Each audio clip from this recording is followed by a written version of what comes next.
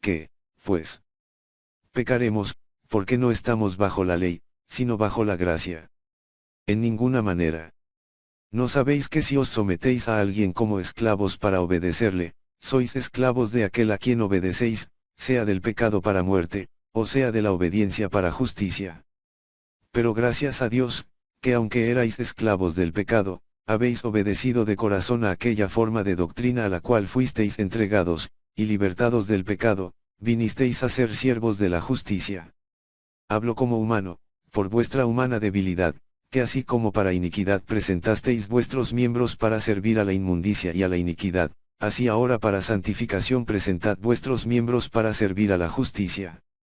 Porque cuando erais esclavos del pecado, erais libres acerca de la justicia. Pero ¿qué fruto teníais de aquellas cosas de las cuales ahora os avergonzáis? Porque el fin de ellas es muerte. Mas ahora que habéis sido libertados del pecado y hechos siervos de Dios, tenéis por vuestro fruto la santificación, y como fin, la vida eterna. Porque la paga del pecado es muerte, mas la dádiva de Dios es vida eterna en Cristo Jesús Señor nuestro. ¿Acaso ignoráis, hermanos, pues hablo con los que conocen la ley, que la ley se enseñorea del hombre entre tanto que éste vive? Porque la mujer casada está sujeta por la ley al marido mientras éste vive, pero si el marido muere, ella queda libre de la ley del marido. Así que, si en vida del marido se uniere a otro varón, será llamada adúltera, pero si su marido muriere, es libre de esa ley, de tal manera que si se uniere a otro marido, no será adúltera. Así también vosotros, hermanos míos, habéis muerto a la ley mediante el cuerpo de Cristo, para que seáis de otro, del que resucitó de los muertos, a fin de que llevemos fruto para Dios. Porque mientras estábamos en la carne, las pasiones pecaminosas que eran por la ley obraban en nuestros miembros llevando fruto para muerte. Pero ahora estamos libres de la ley, por haber muerto para aquella en que estábamos sujetos, de modo que sirvamos bajo el régimen nuevo del Espíritu y no bajo el régimen viejo de la letra. ¿Qué diremos, pues? ¿La ley es pecado? En ninguna manera. Pero yo no conocí el pecado sino por la ley, porque tampoco conociera la codicia, si la ley no dijera, no codiciarás. Mas el pecado, tomando ocasión por el mandamiento, produjo en mí toda codicia, porque sin la ley el pecado está muerto. Y yo sin la ley vivía en un tiempo, pero venido el mandamiento, el pecado revivió y yo morí. Y hallé que el mismo mandamiento que era para vida, a mí me resultó para muerte, porque el pecado, tomando ocasión por el mandamiento, me engañó, y por él me mató. De manera que la ley a la verdad es santa, y el mandamiento santo, justo y bueno. Luego lo que es bueno, vino a ser muerte para mí. En ninguna manera, sino que el pecado, para mostrarse pecado, produjo en mí la muerte por medio de lo que es bueno, a fin de que por el mandamiento el pecado llegase a ser sobremanera pecaminoso. Porque sabemos que la ley es espiritual, mas yo soy carnal, vendido al pecado. Porque lo que hago, no lo entiendo, pues no hago lo que quiero, sino lo que aborrezco, eso hago. Y si lo que no quiero, esto hago, apruebo que la ley es buena. De manera que ya no soy yo quien hace aquello, sino el pecado que mora en mí. Y yo sé que en mí, esto es, en mi carne, no mora el bien, porque el querer el bien está en mí, pero no el hacerlo. Porque no hago el bien que quiero, sino el mal que no quiero, eso hago. Y si hago lo que no quiero, ya no lo hago yo, sino el pecado que mora en mí. Así que, queriendo yo hacer el bien, hallo esta ley, que el mal está en mí. Porque según el hombre interior, me deleito en la ley de Dios, pero veo otra ley en mis miembros, que se rebela contra la ley de mi mente, y que me lleva cautivo a la ley del pecado que está en mis miembros. Miserable de mí. ¿Quién me librará de este cuerpo de muerte? Gracias doy a Dios, por Jesucristo Señor nuestro. Así que, yo mismo con la mente sirvo a la ley de Dios, mas con la carne a la ley del pecado. Ahora, pues, ninguna condenación hay para los que están en Cristo Jesús, los que no andan conforme a la carne, sino conforme al Espíritu. Porque la ley del Espíritu de vida en Cristo Jesús me ha librado de la ley del pecado y de la muerte.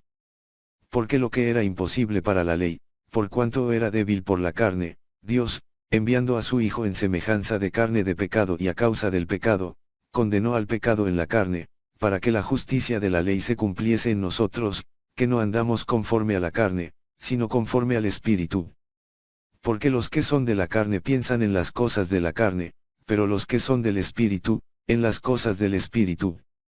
Porque el ocuparse de la carne es muerte, pero el ocuparse del Espíritu es vida y paz.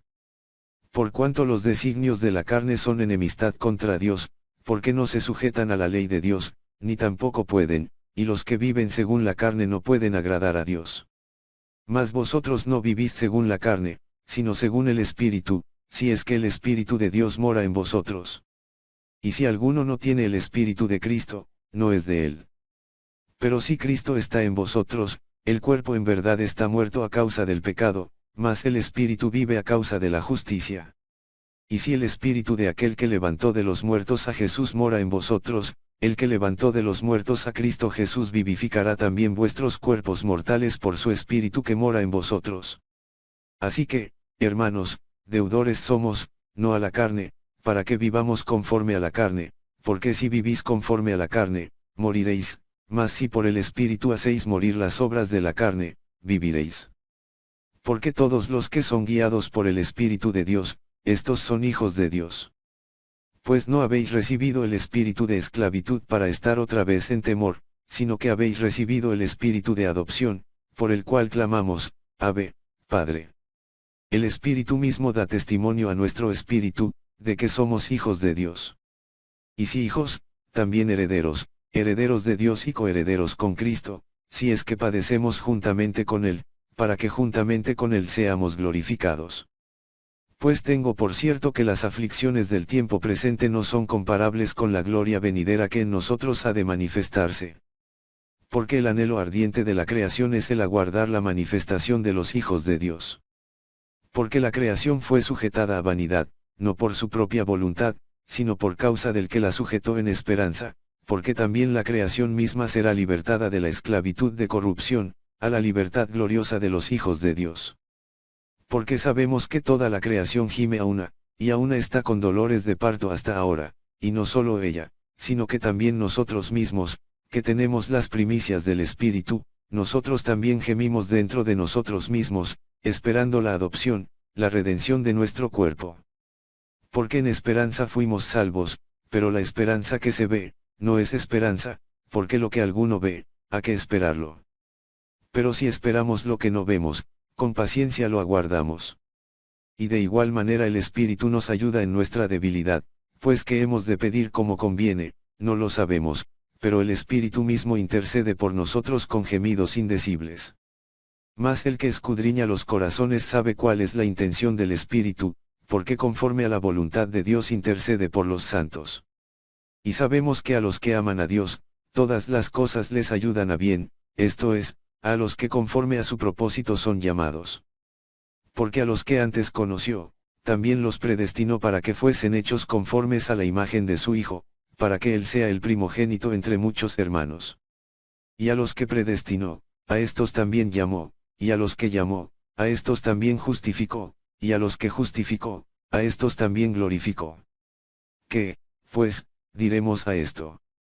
Si Dios es por nosotros, ¿quién contra nosotros?